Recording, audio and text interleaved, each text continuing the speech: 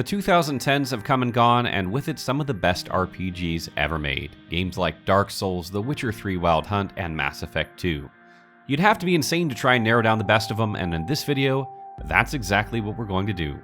Join us as we attempt the unthinkable and probably get it very, very wrong in the process.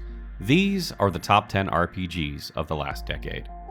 Before we get into our list, I'd like to note here that there are several games not included that were either just on the fringe of RPG, we felt weren't quite good enough, or they were made by Nintendo and they copyright strike everything, so they didn't make it into our list. These are Red Dead Redemption 2, Zelda Breath of the Wild, Nier Automata, Elder Scrolls Online, Monster Hunter World, and Diablo 3. With that out of the way, the first title may come as a surprise to some of you, and to others, it'll likely be too low, but coming in at number 10 is Pillars of Eternity. Pillars of Eternity comes in at number 10 on our list because it's partially responsible for a resurgence in classic RPGs in a market saturated with action role-playing titles. Its fantastic writing and excellent mechanics reflect those of the golden era of RPGs and have given it the title of spiritual successor to the Baldur's Gate and Icewind Dale series. If you grew up playing those games or they made you into an RPG fan, then odds are you've likely played Pillars of Eternity. It was successful enough to spawn a sequel in May of 2018, Pillars of Eternity 2 Deadfire, which was also very popular with the CRPG community, if only to a lesser degree. Surprisingly, Pillars of Eternity was even more well received than Divinity Original Sin, which came out just 9 months earlier, and is the other franchise responsible for the return to traditional Western RPGs. Will there be a Pillars of Eternity 3? Time will tell, but we can only hope this exceptional franchise, one that is likely a huge part of making Baldur's Gate 3 into a reality, gets one. Coming in at number 9 is Persona 5. What Pillars of Eternity has done for CRPGs, Persona 5 has done in spades for JRPGs. It is widely regarded as one of the best JRPGs of all time by its critics, and even scored a 9.5 out of 10 by our user Forum Pirate in his review of the game back in April 2017.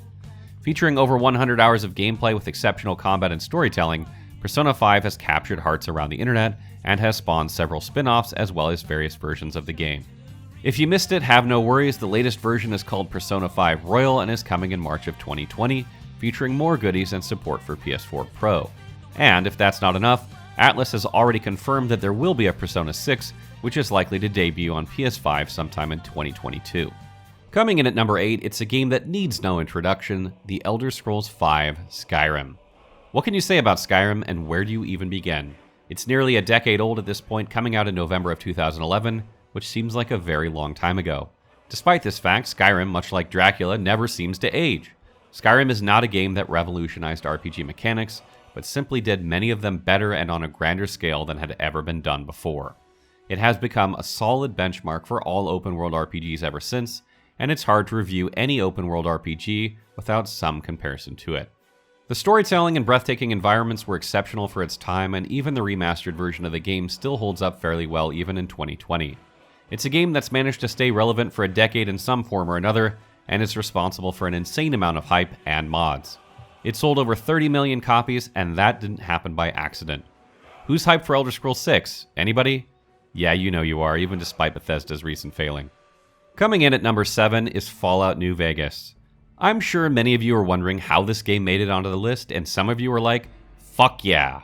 Fallout New Vegas is on our list because it's the only first-person Fallout game to date that actually encompasses and feels like the original Fallout games, which are some of the best RPGs of all time. The whole game has a very Fallout 2 vibe that you just can't shake while playing. Sure, it's lacking the grandiose universe that Skyrim has, but the immersion and nostalgia are just too strong, and I can't even tell you how many playthroughs of the game I've done. The game itself sold over 11 million copies, which is nothing to shake a stick at. If that doesn't convince you, then the fact that it has a 95% positive rating on Steam should, and as you might have guessed, is actually higher than Skyrim. Fallout New Vegas will turn 10 years old this October, and is the second oldest game on our list, barely squeaking onto the list by a matter of months. Thank God too, because I don't want to have the Fallout 3 versus New Vegas debate, and I don't have to since Fallout 3 came out in 2008. If you haven't played this game yet, you really should, or wait for a remaster. Just be sure to have a big iron on your hip. Coming in at number 6 on our top RPGs of the decade is Dragon's Dogma. It's an extremely interesting and well put together RPG that blends Western and JRPG elements, and is both like and unlike anything I've ever played before. Dragon's Dogma is one of those games where you can spend hours on convoluted RPG mechanics that you had no idea existed if you want, or you can bypass them entirely and just play more casually. Much like Dark Souls, the deeper you dig, the more you find, but you don't have to. Dragon's Dogma, like many other games on our list, has been remastered and re-released in various forms over the years. Releasing originally on PS3 and Xbox 360 back in 2012, you can now play its enhanced form Dark Arisen on PS4, Xbox One, and PC. It was so popular in Japan that it spawned its own MMO, Dragon's Dogma Online, which sadly never came to the West and has since shut down its servers. While unfortunate, the good news is this only increases the chances of a Dragon's Dogma 2. Something fans have been clamoring for years.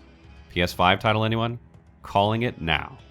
Coming in at number 5, get into your Wayback Machine, it's Mass Effect 2. Mass Effect 2 released in January of 2010 and is the oldest game on our list. Not only is it one of the highest rated RPGs of all time, it's one of the highest rated games of all time. Holding a Metacritic average of 94, 94, and 96, and a 95% on Steam, it was simply one of the best games of the previous console generation. Players had freedom to go and do pretty much whatever they wanted, and decisions they made had long-lasting impacts in their story, some of which were hard to predict. Rest in peace, Rex. Commander Shepard is still one of the most recognizable faces in gaming even today and belongs in the Character Hall of Fame with the likes of Kratos, Nathan Drake, Lara Croft, and others. And the companions themselves were so well written that you actually got attached to them, cared about them, and what they thought. Remember when BioWare used to make good games? After the downfall of Mass Effect Andromeda, you might think that the series has come to an end. However, Kotaku reported in November of last year that a new Mass Effect is in the early stages of development. Hopefully, it leans more to the Mass Effect 2 side of things. Coming in at number 4 on our list is The Witcher 3 Wild Hunt. I've been an avid Witcher fan ever since the original game launched way back when, and actually made me pick up the novels and read, but The Witcher 3 took RPG gaming to a whole new level. Not only did it feature a living, breathing landscape that is 3.5 times larger than Skyrim, it has some of the best questing and storytelling of any game ever made. The Witcher 3 is littered with tough decisions, some that you have little time to make, and where you often find yourself choosing the lesser of two evils instead of a clearly good option. No other game to date emphasizes the moral ambiguity that is life, and teaches players that even when they have the best of intentions, sometimes things don't always work out the way they wanted. After several delays, The Witcher 3 Wild Hunt was finally released in May of 2015 and sold over 20 million copies. The franchise's success put Polish studio CD Projekt Red on the map, and even prompted the novel series' author to sue them, having sold the rights to them for a pittance. And The Witcher has become so popular that it recently spawned a spin-off card game, Gwent, and its own series on Netflix, which I found to be quite good. The Witcher 3 currently has more active players than at its launch 4.5 years ago, which is virtually unheard of outside of the MMO-verse. I've literally never seen it before, and I can't think of a game that has more hype surrounding it, except for CD Projekt Red's other game, Cyberpunk 2077, which comes out this April. If you can't get enough CDPR, then good thing you don't have to wait very long. Coming in at number 3 on our list is Divinity Original Sin 2. Taking home our Game of the Year award among a slew of other awards in 2017, Divinity Original Sin 2 spearheaded the resurgence of CRPG games and even innovated by adding 4-player cooperative play along with split-screen local co-op. Few games in recent memory have as much customization and RPG mechanics that drive players to push the boundaries of what is possible, and fewer still feature cooperative play, let alone a Game Master mode. If you're looking for an RPG with it, odds are Divinity Original Sin 2 has it, unless it's real-time combat. Divinity Original Sin 2 was one of the most successfully funded Kickstarter projects of all time, reaching its original goal in less than 12 hours.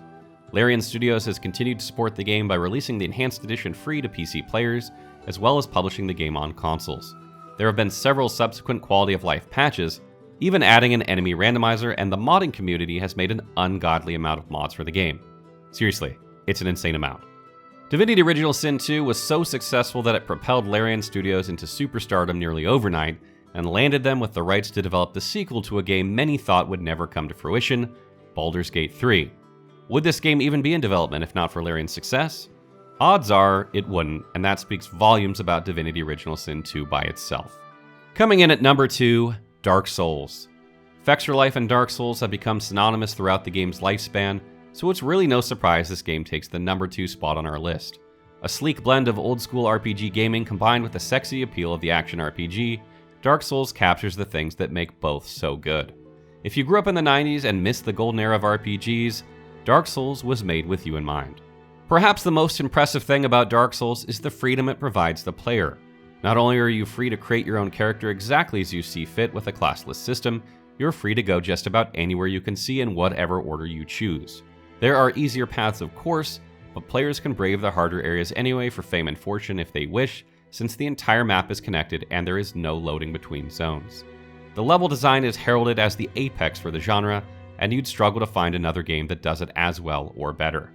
If that's not enough, Dark Souls features the most compelling and original multiplayer mechanics of any action RPG to date, except for maybe Demon's Souls.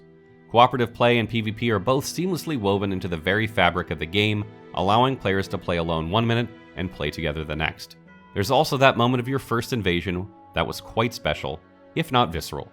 Dark Souls is an industry classic and one that any RPG gamer or developer knows, and many are inspired by. Originally releasing in September of 2011, with the remastered version launching on the current gen in 2018, Dark Souls has spawned not only a franchise, but also its own genre, Souls-like.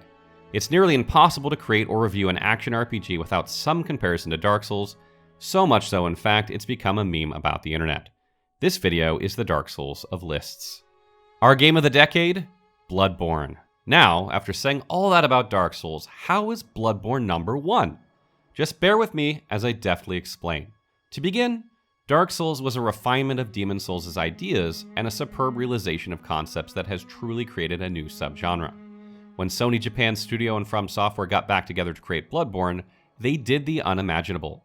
They delivered a fresh and fluid reimagining of the original Demon's Souls formula that was as good, if not better.